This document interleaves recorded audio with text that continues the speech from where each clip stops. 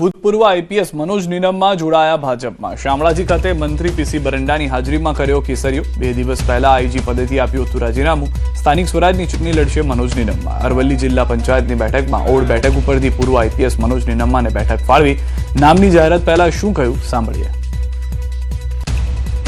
नहीं અને આઈજી સુધીની 42 વર્ષની કારકિર્દી અને હમણાં 2 દિવસ પહેલાં તેમણે રાજીનામું આપ્યું છે અને હવે પોલીસથી લઈને પોલિટિક્સ સુધીની જેમની સફર કરી છે એવા અરવલ્લી જિલ્લાના વતની આઈપીએસ મનોજભાઈ નીનમ્મા ભારતીય જનતા પાર્ટીમાં જોડાઈ ચૂક્યા છે। આપણી સાથે જોડાયા છે ન્યૂઝ 18 સાથે।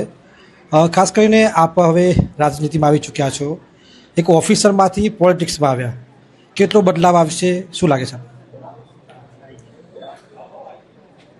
આમાં શાસન અને પ્રશાસન અને અધિકારી અને પદાધિકારી ભેદરેખા બહુ નાજુક છે।